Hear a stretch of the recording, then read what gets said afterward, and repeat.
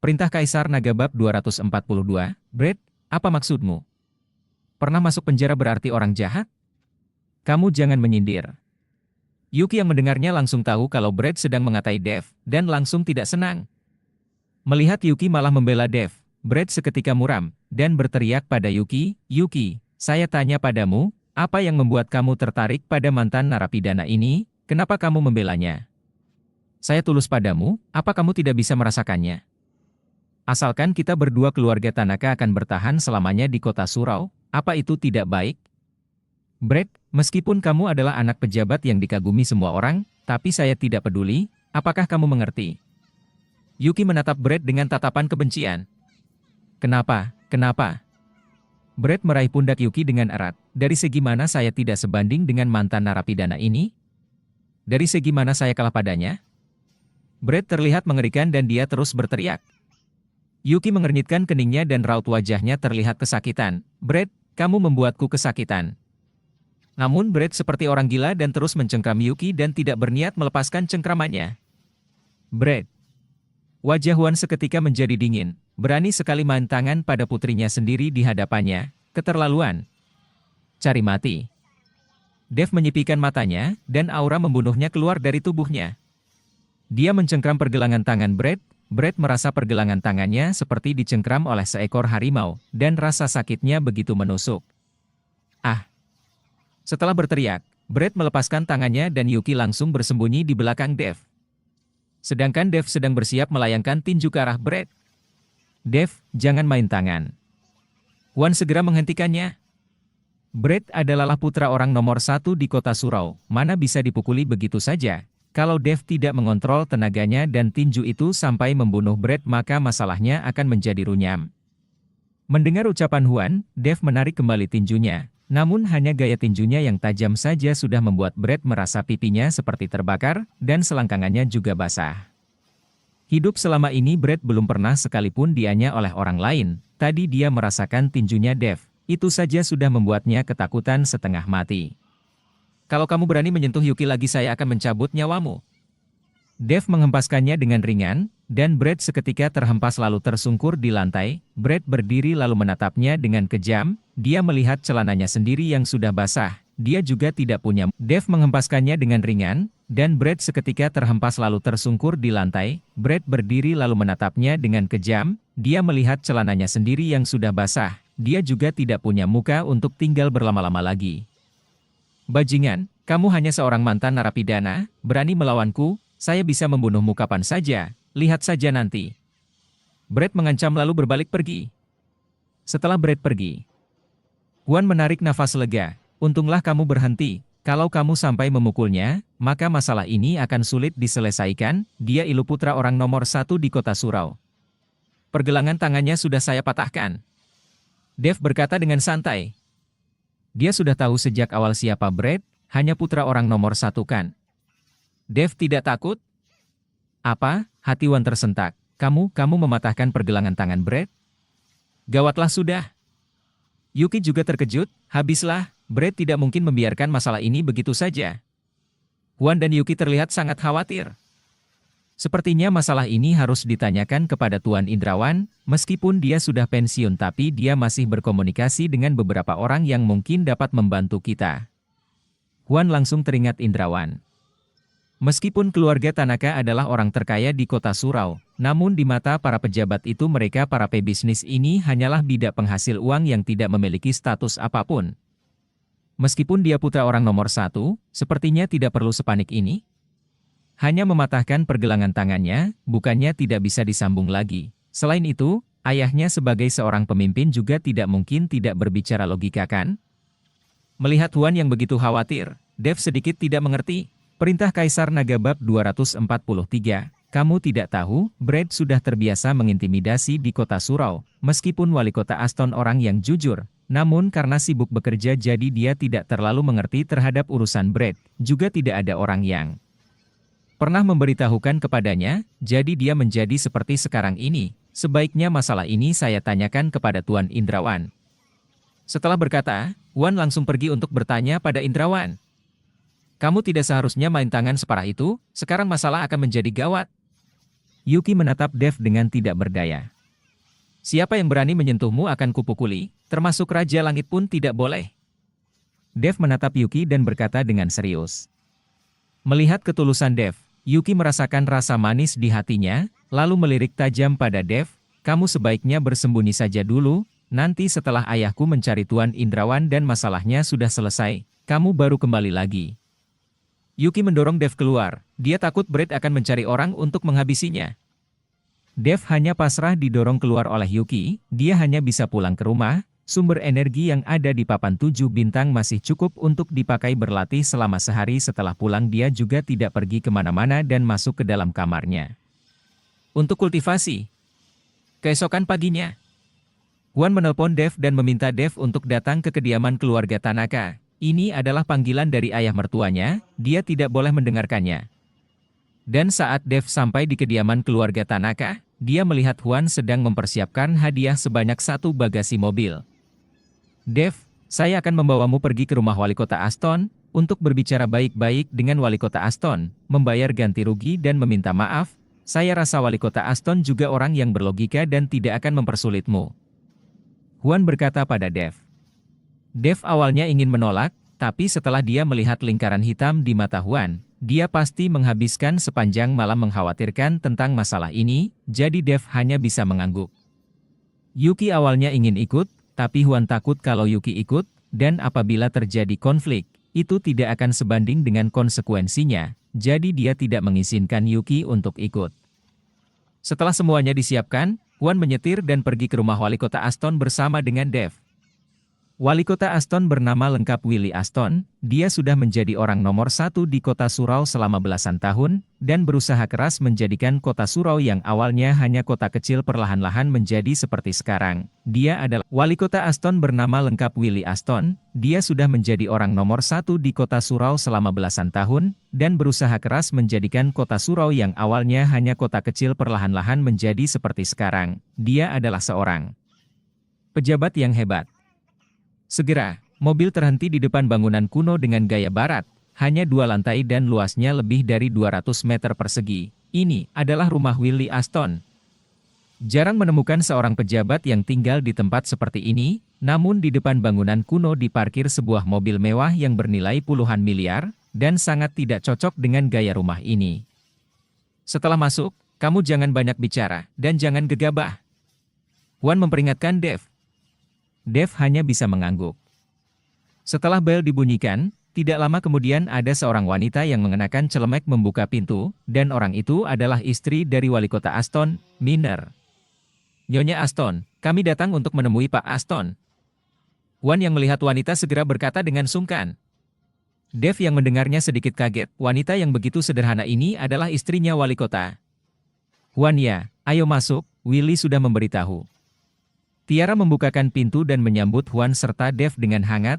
Aduh kamu ini, datang bertamu untuk apa membawa begitu banyak barang, kamu juga bukannya tidak tahu watak Willie. Nyonya Tiara, saya membawakan susu, madu, semua barang ini tidak lebih dari 1 juta. Huan segera menjelaskan.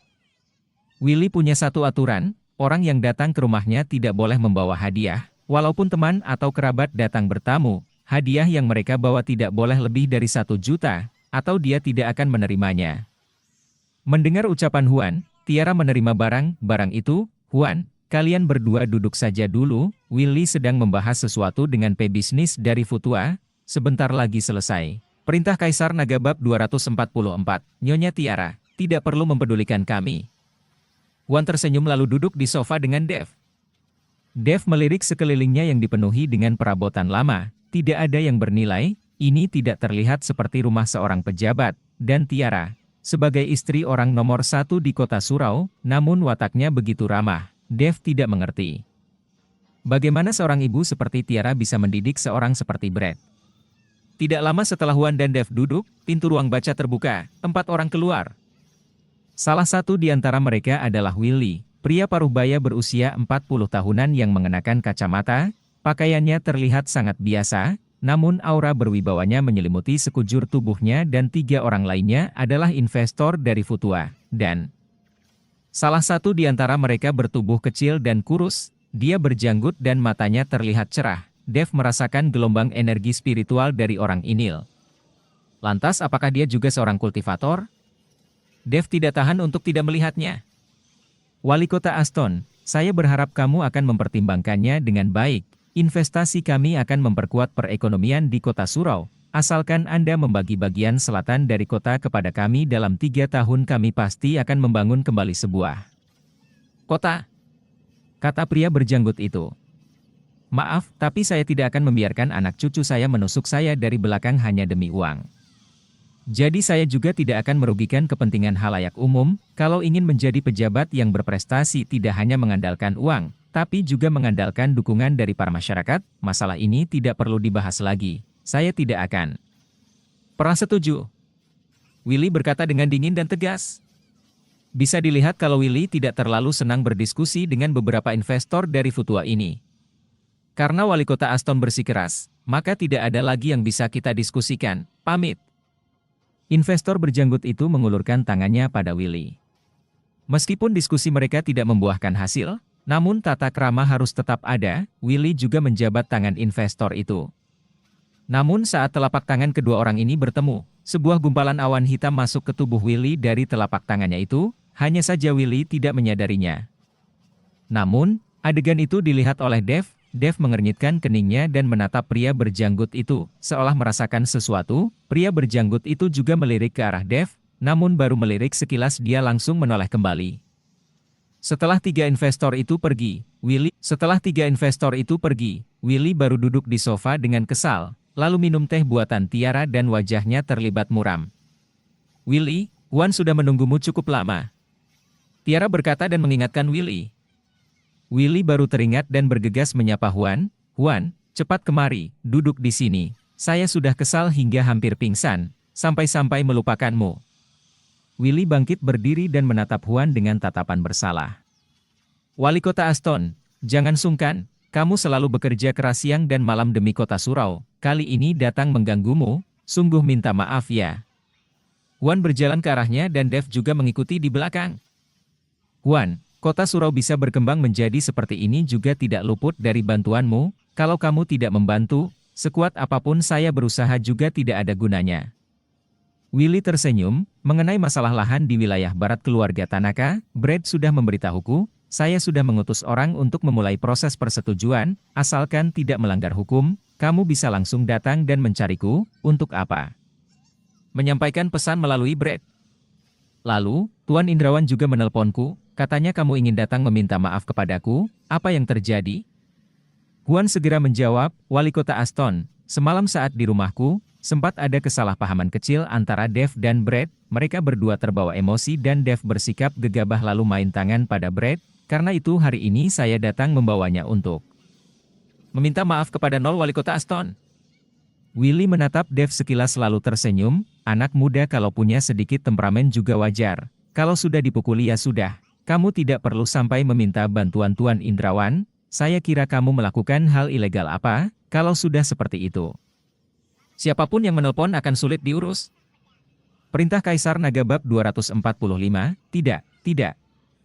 Wan menggelengkan kepalanya lalu berkata pada Dev, Dev, sekarang kamu minta maaf pada Wali Kota Aston. Dev memiliki kesan yang baik terhadap Wali Kota Aston. Dia bisa merasakan kalau Wali Kota Aston adalah pejabat yang adil dan jujur. Dia mencintai negara dan bangsanya. Melihat Willy dan istrinya Tiara, Dev benar-benar tidak mengerti, apakah Brad Ilu anak kandung mereka. Wali Kota Aston, semalam saya terlalu gegabah dan mematahkan pergelangan tangan putra Anda, tapi tidak masalah. Itu bisa disambung kembali dan tidak akan mempengaruhi kehidupannya kelak. Dev berkata pada Willy dengan tenang. Dev tidak sedang minta maaf, karena dia merasa dia tidak bersalah dan tidak harus minta maaf. Dia berbicara dengan segan pada Willy karena Willy adalah seorang pejabat yang baik. Mendengar Dev mematahkan pergelangan tangan Brad, Willy dan Tiara tercengang. Mereka mengernyitkan keningnya. Wan yang melihat situasi itu segera menjelaskan kembali kejadian yang terjadi dengan detail, bahkan termasuk kejadian Brad yang berani menyentuh Yuki. Setelah mendengar penjelasan Wan, wajah Willy memerah dan bertanya pada Tiara, apakah bocah itu sudah pulang? Tidak, semalaman dia tidak pulang. Tiara menggelengkan kepalanya. Willy menggerakkan giginya, kalau bocah itu pulang pasti akan kupatahkan kakinya. Setelah berkata, Willy mengeluarkan ponselnya dan menelpon supirnya.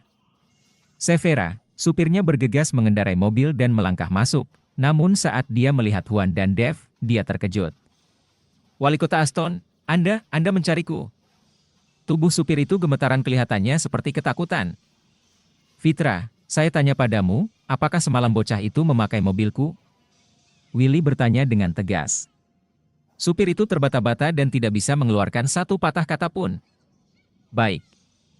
Willy memukul meja kopi dengan keras lalu berteriak, katakan dengan jujur. Fitra gemetar ketakutan, Tuan muda memakai mobil Anda semalam. Willy yang mendengarnya merasakan emosinya yang meluap dan badannya bergetar. Saya sudah pernah berpesan padamu, dia tidak boleh memakai mobilku, apa kamu tidak bisa mengingatnya? Mobil itu milik negara, bukan milik Brett, yang bisa dia pakai seenak hatinya. Sepertinya dia sudah tidak mau bekerja lagi ya. Fitra ketakutan setengah mati, dia terbata-bata dan sudah ingin menangis. Tiara yang melihatnya bergegas membujuk Willy, Willy, kamu jangan marah, itu tidak baik untuk kesehatan, saya akan lebih memperhatikannya. Tiara yang melihatnya bergegas membujuk Willy, Willy, kamu jangan marah, itu tidak baik untuk kesehatan, saya akan lebih memperhatikannya. Sekarang tangannya patah dan dia juga tidak tahu kemana. Sebaiknya kita cari dulu Dial, untuk apa? Mencarinya, biarkan dia mati di luar. Willy kesal dan dadanya naik turun, nama baikku seumur hidup ini cepat atau lambat akan dihancurkan oleh bocah bajingan itu. Tiara tidak berhenti menepuk dan meminjat punggung Willy lalu bertanya pada Fitra, Fitra, apa kamu tahu di mana Brett sekarang? Nyonya, Tuan muda Brett sedang di rumah sakit. Pergelangan tangannya sudah disambung, namun dia sepertinya sedang menghubungi orang untuk membalas dendam. Fitra tidak berani merahasiakan persoalan Brett lagi dan langsung berkata dengan jujur.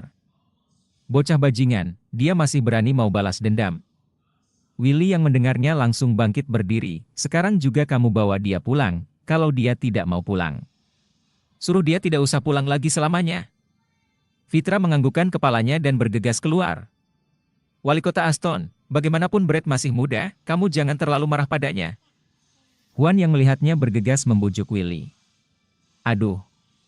Willy menghela nafasnya, Juan, kamu jangan menertawaiku, keluargaku ini tidak bahagia, keluarga tidak bahagia, baru bisa melahirkan seorang sampah seperti dia. Willy menatap Dev dan berkata dengan malu, jangan menertawaiku ya, anak muda, bajingan itu walaupun mati, saya tidak akan menyalahkan kamu. Kami sebagai orang tua tidak mendidiknya dengan baik.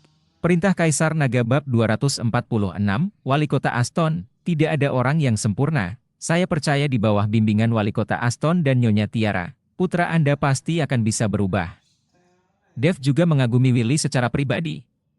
Brett bisa menjadi seperti ini pasti karena Willy sibuk bekerja dan melupakan hal lainnya. Dia hanya fokus pada pekerjaannya, dan tidak mendidik putranya dengan baik maka membuat Brett menjadi sosok yang arogan dan berlagak seperti ini. Segera, Fitra mengantar Brett kembali ke rumah. Lengan Brett sudah diperban dan dibalut. Setelah Brett masuk, dia melihat Dev dan Juan, namun dia tidak merasa heran karena Fitra sudah memberitahukan kepadanya. Ayah. Brett memanggil Willy dengan gemetar. Bocah bajingan, saya akan membunuhmu. Willy mengangkat kursi dan hendak menghantamkannya pada Brett. Brett yang ketakutan langsung bersembunyi di pojok, dia sepertinya sangat takut pada Willy. Willy, apa yang kamu lakukan? Tiara bergegas menarik Willy, dan memberi isyarat kepada Brett agar Brett segera naik ke atas. Wali Kota Aston, kamu jangan terlalu emosi. Juan juga maju dan membujuknya. Namun pada saat ini, Willy yang memegangi kursi tiba-tiba pandangannya menjadi gelap dan langsung jatuh ke lantai. Perubahan mendadak ini tentu mengagetkan Tiara dan Juan. Willy, Willy, Tiara berteriak panik lalu berkata pada Fitra, cepat bawa ke rumah sakit. Tunggu. Dev melangkah maju dan meletakkan tangannya pada kening Willy. Tiara menatap Dev dengan bingung, dan saat itu Juan teringat kalau Dev adalah seorang tabib. Nyonya Tiara, Dev adalah seorang dokter, biarkan dia memeriksanya. Juan menjelaskan kepada Tiara. Tiara mengangguk, dia masih ragu-ragu pada Dev, keningnya sudah berkeringat dingin. Setelah Dev memeriksa Willy, raut wajahnya menjadi sangat serius, dan keningnya mengernyit erat. Dev, apakah keadaan Wali Kota Aston sangat parah? Melihat ekspresi Dev, Juan sedikit panik. Kalau sesuatu sampai terjadi pada Willy, di mana lagi bisa menemukan pemimpin seperti dia? Wali kota Aston baru saja pingsan karena marah, bukan masalah besar. Dev menggelengkan kepalanya, saat ini Dev mengkhawatirkan hal lain. Ada seseorang yang menggunakan teknik membangkitkan jiwa di dalam tubuh Willy, dan ini membuat Dev yakin kalau orang yang melakukannya adalah investor berjanggut yang tadi berjabat tangan dengan Willy. Dan adapun efek dari teknik membangkitkan jiwa sudah terbukti. Orang yang terkena teknik ini akan kehilangan jiwanya untuk sementara, dan adapun efek dari teknik membangkitkan jiwa sudah terbukti. Orang yang terkena teknik ini akan kehilangan jiwanya untuk sementara dan menjadi mayat berjalan bagi mereka yang menggunakan teknik ini. Dan tujuan investor berjanggut itu melakukan teknik membangkitkan jiwa ini pasti karena pengembangan lahan yang ada di bagian selatan kota. Selama Willy ada, mereka tidak bisa melakukan sesuai dengan keinginan mereka. Karena bukan masalah besar, kalau begitu bangunkan wali kota Aston. Huan merasakan kepanikan, Tiara, dan dia mendesak Dev membangunkan Willy agar Tiara merasa lega. Dev mengangguk, dia meniup filtum Willy dengan ringan, dan Willy perlahan-lahan membuka matanya. Willy, kamu sudah sadar, mengagetkanku saja. Tiara melihat Willy yang sudah sadar akhirnya menghembuskan nafas lega. Willy membuka matanya dan tatapannya sedikit kebingungan, apa yang terjadi padaku? Kamu pingsan, dari awal sudah kuingatkan agar kamu tidak meluapkan emosimu seperti ini, tapi kamu tidak mau mendengarnya, untunglah ada anak muda ini di sini, kalau tidak saya tidak tahu harus berbuat apa. Tiara berkata sambil memapah Willy. Willy tidak bisa tidak melirik Dev, dan berkata dengan terkejut, anak muda kamu juga bisa ilmu kedokteran? Sedikit-sedikit. Dev menganggukkan kepalanya. Perintah Kaisar Naga Bab 247, Wali Kota Aston, Dev tidak hanya bisa sedikit, dia ini sangat hebat, penyakitku juga disembuhkan olehnya. Huan berkata pada Willy dengan bangga. Bagaimanapun Dev akan menjadi putranya di masa depan, ini juga hal yang membanggakan keluarga Tanaka. Benarkah? Masih muda, tidak disangka ya? Willy juga tidak terlalu menganggap serius perkataan Huan, ingin belajar ilmu kedokteran itu tidak bisa dilakukan dalam semalam. Melihat Dev yang baru berusia 20 tahunan, wajar saja kalau dia mengerti sedikit tentang ilmu kedokteran, tapi kalau mengatakan dia seorang ahli, Willy tidak percaya, tapi dia juga tidak memperdebatkannya. Huan, siang ini makanlah di sini, saya akan menyiapkan makanan untuk kalian. Tiara berkata pada Huan. Nyonya Tiara, tidak perlu repot-repot. Huan bergegas berkata dengan sungkan. Huan, merepotkan apanya? Ayo duduk dan minum. Willy melambaikan tangannya pada Huan. Huan yang melihat itu juga tidak menolak lagi, dia duduk dan menemani Willy bermain catur. Dev menonton dari samping, dia sedang mempertimbangkan apakah dia harus memberitahu Willy tentang teknik membangkitkan jiwa yang digunakan padanya. Setelah berpikir sejenak, Dev membuat keputusan untuk memberitahu Willy, kalau tidak Willy akan dimanfaatkan oleh para investor dari Futua itu. Wali Kota Aston, ada satu hal yang ingin kuberitahukan kepadamu. Dev buka suara. Anak muda, ada masalah apa? Katakan saja. Willy menjawab tanpa menoleh padanya. Saat saya memeriksa tubuhmu tadi, saya menyadari ada seseorang yang melakukan teknik membangkitkan jiwa dalam tubuhmu, ada orang yang ingin memanfaatkanmu, dan kemungkinan orang itu adalah para investor dari Futua tadi. Dev berkata dengan jujur. Setelah Dev selesai berbicara, Willy mengangkat kepalanya dan menatap Dev. Dia meletakkan bidak catur yang ada di tangannya dan berkata dengan serius, anak muda, sudah zaman apa ini? Kamu masih mengatakan teknik membangkitkan jiwa atau apapun itu, untuk apa berpura-pura? Bukankah ini terlalu tidak berpengetahuan? Willy sebagai orang nomor 1 di kota Surau dan memimpin masyarakat, dia tentu tidak akan percaya pada perkataan Dev. Tentang hantu dan dewa, semua itu hanya tipuan. Huan yang mendengar perkataan Dev seketika menjadi serius. Dia sudah melihat dengan mata kepalanya sendiri sehebat apa kemampuan Dev saat berada di Yayasan Sahara, kalau tidak melihatnya sendiri, tidak. Huan yang mendengar perkataan Dev seketika menjadi serius. Dia sudah melihat dengan mata kepalanya sendiri sehebat apa kemampuan Dev saat berada di Yayasan Sahara, kalau tidak melihatnya sendiri, tidak akan ada orang yang percaya. Dev, apakah yang kamu katakan benar? Kamu yakin? Huan bertanya pada Dev. Dev menganggukkan kepalanya. Huan yang melihat Dev mengangguk juga segera berkata pada Willy, Wali Kota Aston, Dev mengerti tentang mantra-mantra. Dia juga bisa melihat hal-hal yang tidak terlihat oleh orang biasa seperti kita. Sebaiknya kamu diam. Willy mengernyitkan keningnya. Huan, percuma kamu sudah berusia tua seperti ini. Kenapa kamu percaya saja pada anak muda yang berbicara sembarangan seperti ini? Teknik membangkitkan jiwa apanya? Di mana jiwaku sekarang? Wali Kota Aston, dengarkan dulu penjelasanku, benar. Huan, kalau kamu masih membahas hal ini, jangan salahkan saya langsung mengusirmu. Ini jelas hanya omong kosong. Ekspresi Willy menjadi dingin, dia jelas jijik dengan apa yang dikatakan Dev. Lagi pula, dalam posisinya, bagaimana mungkin dia bisa percaya pada dewa dan hantu? Huan tidak berani berkata-kata lagi, Dev juga menggelengkan kepalanya dan tidak bersuara lagi. Tidak lama kemudian, Tiara sudah selesai memasak, dan memanggil mereka untuk makan. Hanya saja suasana di meja makan sangat canggung, raut wajah Willy menjadi sangat jelek. Setelah makan, Huan dan Dev juga tidak berlama-lama dan segera pamit. Dalam perjalanan pulang, Huan merasa khawatir dan bertanya, Dev, apakah Wali Kota Aston benar-benar mengalami teknik membangkitkan jiwa? Benar. Dev mengangguk. Kalau begitu coba pikirkan cara untuk menyelamatkannya. Pejabat seperti Wali Kota Aston sangat jarang ditemui, meskipun dia agak kolot, tapi orangnya tidak mementingkan diri sendiri. Huan menatap Dev dengan tatapan memelas. Perintah Kaisar Naga bab 248 tanpa Huan memintanya pun Dev tidak akan membiarkan para investor itu berhasil, ini menyangkut kepentingan seluruh kota surau. Melihat Dev menyetujuinya, Huan juga merasa lega, dia sudah pernah melihat kehebatan Dev. Itu sudah setara dengan kehebatan seorang titisan dewa. Dev turun di pertengahan jalan, dia tidak ikut ke kediaman keluarga Tanaka, namun dia menghubungi Yansen dan memintanya membawa beberapa anggota. Tidak lama kemudian, Yansen membawa belasan bawahannya dengan mobil yang tangguh. Tuan Dev, ada masalah apa? Tanya Yansen. Jangan tanyakan lagi, ikuti saja saya. Dev membawa Yansen dan yang lainnya menuju rumah Willy untuk berjaga-jaga. Ini bukankah ini rumah Wali Kota Aston? Tuan Dev, apa-apa yang sedang kamu lakukan? Wajah Yansen terlihat kebingungan. Jangan lihat dia yang mendapat panggilan ketua mafia di kota surau, itu tidak ada gunanya, karena sehebat apapun ketua mafia, dia juga harus takut pada Willy, ketua kalangan atas di kota surau. Sudah kubilang jangan tanyakan lagi.